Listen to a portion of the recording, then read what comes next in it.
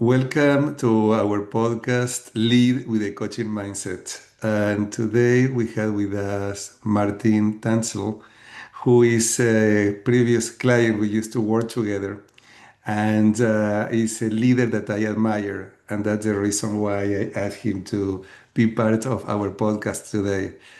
We worked together when he was a leader at Altos. He's a scientist. He lead a team of scientists and researchers in a lab. And we worked together for a couple of years at least, I think almost 3 years, if I am not wrong. And I could see how you grow and develop as an amazing leader. And today we're talking about leading teams. And what do you think are the key elements or the key variables that leaders who are listening to us need to pay attention to be effective when they are leading teams? So, welcome, Martin, to our podcast. And do you want to share briefly about your team, what you were doing, and so people can have a context of what kind of work were you doing, and what do you think were some key elements that make you so successful working with your team? Well, thank you so much, Damian. It's really nice to be here, and thank you for the super kind introduction.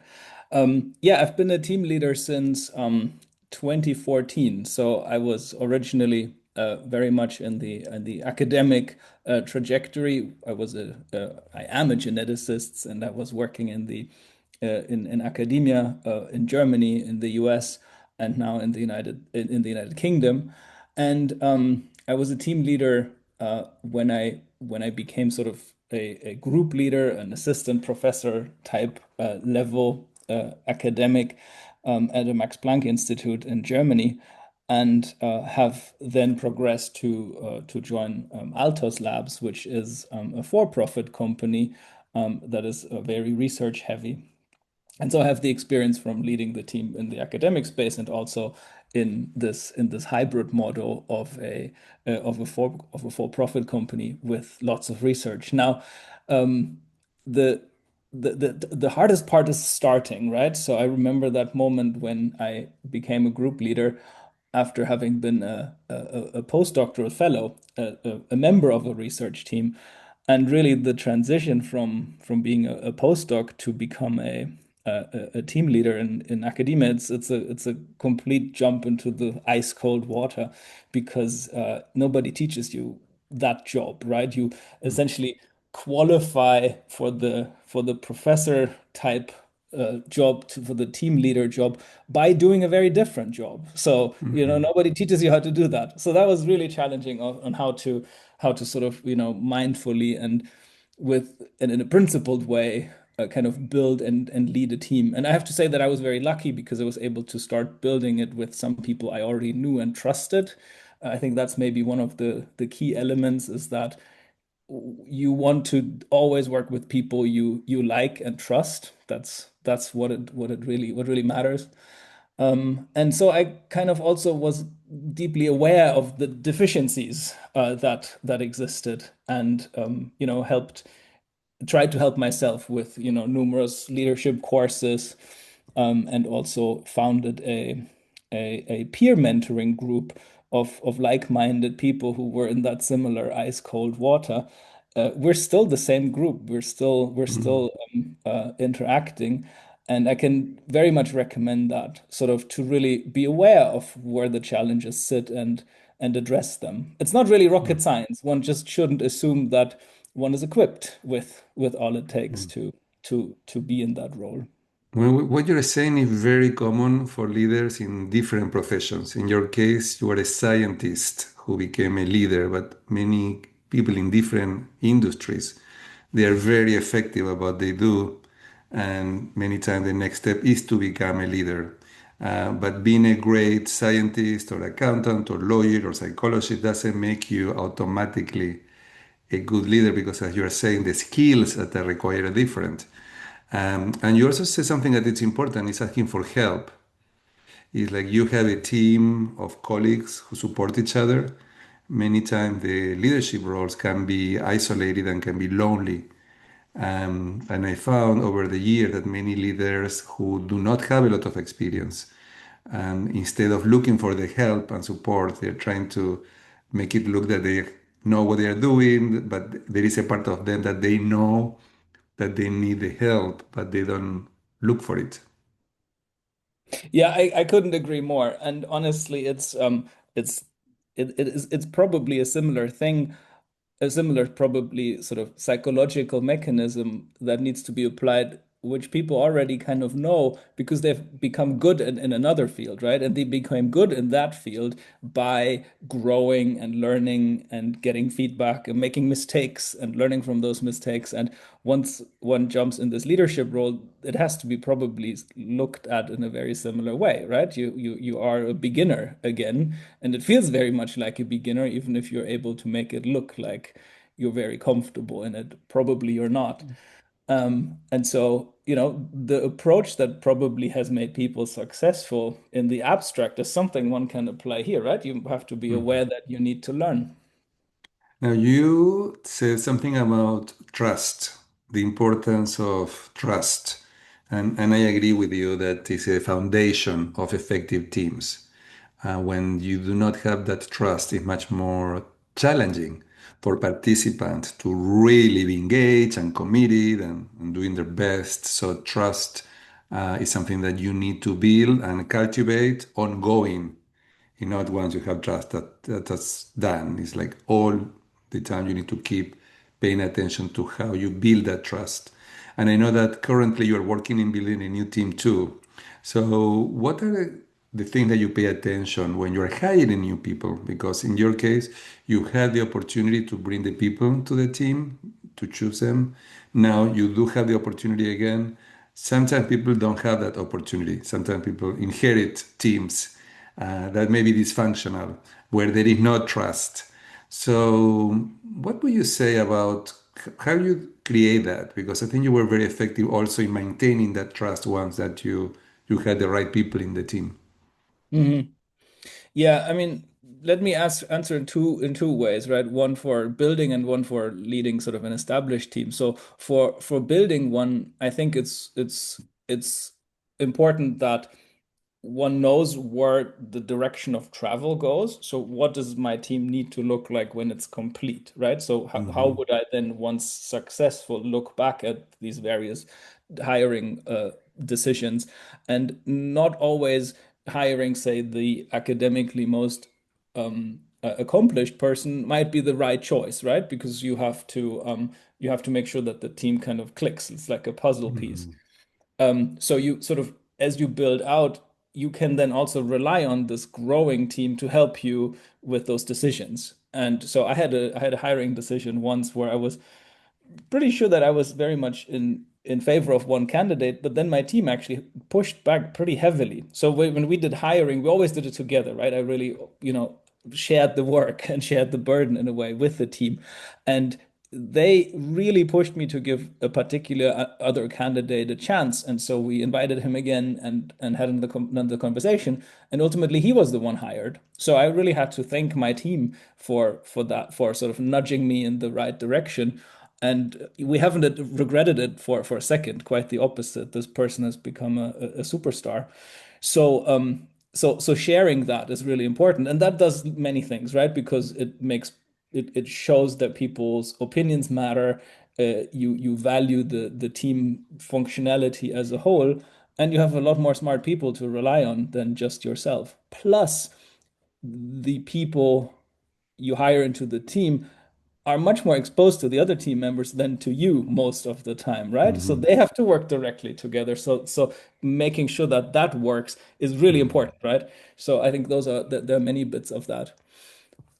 For the other part, when you said, what if you inherit a team that might be dysfunctional? That sounds like a complete nightmare to me. And I would Mhm. probably take radical steps to change that, even towards letting people go, because Mhm. I think that once trust is broken and then you're trying to kind of build trust amongst the team, get them to trust you, and I think that might be a really terrible uphill battle. So I would maybe Particularly, panic in that case. Martin, particularly if people are not willing to Yeah. take a risk and trust you, or they are not willing to have a different perspective or Yeah. Yeah. intention or attitude. So I think that, yeah, sometimes this is one of the challenges for leaders is letting go of people when they have to. And as a result of Mhm. that, just for not doing that uncomfortable job, there are consequences. Yes. And that is a real hard part in leading the team is because you want to have a positive Hmm. atmosphere within the team Hmm. all the time. But Yeah. then if somebody kind of doesn't permit that or works against that, it's up to you to react to that. And I had to learn that the hard way and learned that it is sometimes better for the entirety of the team to Hmm. let an individual go who's not helping the team be productive, who's sort of, damaging the atmosphere.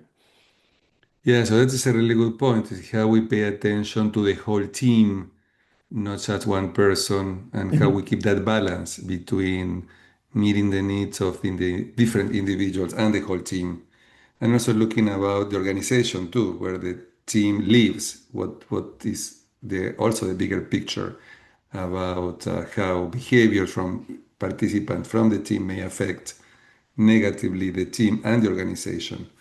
So paying attention to that. Now, going to from a positive note, we're talking about co-creating, and I think Mhm. that one of the elements of successfully leading a team is co-creating with the team. The from goals to what you're talking about, hiring people. What else did you co-create with your team? What with other places leaders may be more pay more attention to co-create with their team members. Well, I'm tempted to say almost everything. I think that Mhm. what's important for the leadership personality is to make sure everybody understands the principles.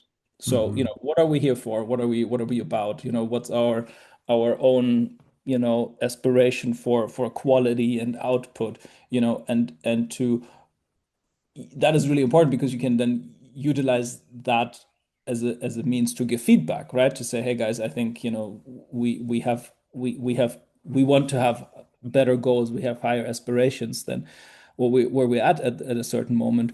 So you kind of set the tone, right? But then once that is done, there are actually most things where the team should and can play a role, and it honestly makes your own job a lot easier. You don't have to do everything yourself, right? And Damien, you were one of the people who told me to say, Mhm. have you talked to your team about that, or have you utilized your team for those things? And this goes for many things, like how we had, scientific discussions, right? The feedback culture within the team is super important, and the feedback that individuals get from other team members is as important or better sometimes than the feedback that I give. So, so this sort of scientific, the work Mhm. progress, that is where that occurs. But even to, planning activities or working out projects, all of those things can be done together. And I think it's always a good thing to see that happen because you give people an opportunity to, get involved, to shine. And I think the outcome is mostly better. And of course, you get buy-in. So once Mhm. people have invested themselves into something, it's likely they believe in it, and they're likely to Mhm. um, you know, be really fully behind it. Yes, I had the opportunity to work with your team, and I was very impressed with the level of engagement. So what else do you think, as a leader, you may have done to make this team such a high performing team? So you co-created, you engage people in decision making. As a result of that, they were pretty engaged, and they were doing 100% of the stuff. They were very committed. what else do you think that you have done as a leader to support that? I think one additional piece that's maybe worth mentioning here is how as a leader you set yourself rules around how you treat people, which means Hmm. do you do you treat everybody how do you treat everybody fairly, right? How do you Hmm. make sure that everybody has the has a fair and fair treatment? And what I did in the beginning, and I made mistakes in that by trying to treat everybody equally. So, give everybody the same amount of time, give everybody the same amount of the same pay, be completely equal. And I think that is not the best way of creating a team optimally, or to actually pick up everybody from where they are, because everybody's different, right? So you have to treat people fairly in the way that you need to give them what they need, right? Some people need, a lot of hand holding, some people need a lot of attention, some people need a lot of, distance and a lot of leeway, right?